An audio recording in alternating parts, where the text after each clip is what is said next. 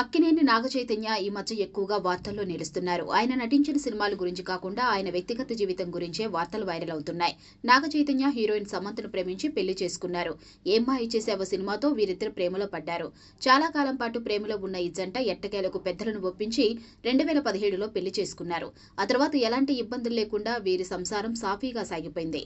Tollywood star couple క్రేజ్ను ఈ జంట తెచ్చుకుంది. అయితే ఎవరు ఊహించిన విధంగా వీరిద్దరు విడిపోతున్నట్లు ప్రకటించారు.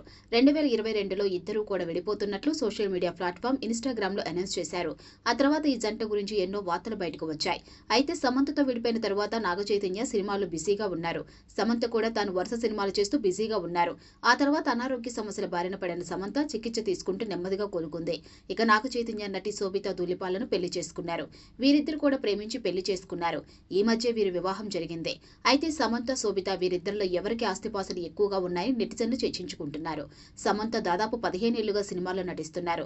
ఎన్నో బ్లాక్ బస్టర్ హిట్ సినిమాలు నటించి మెప్పించారు. ఇప్పుడు సమంత ఆస్తుల విలువ 101 కోట్ల వరకు ఉంటాయట.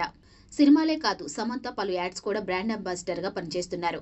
వీటితో పాటు సఖి అనే క్లాతింగ్ బ్రాండ్, ఏం స్కూల్ కూడా రన్ చేస్తున్నారు. ఇక శోభిత ధూళిపాల 8 ఏళ్లుగా ఇండస్ట్రీలో ఉన్నారు. శోభిత ఆస్తుల విలువ దాదాపు 7 నుంచి 10 కోట్ల వరకు ఉంటుందని సమాచారం. అయితే ఇప్పుడు నాగచైతన్య ఆస్తులతో కలిపితే 154 కోట్లు ఉంటాయట.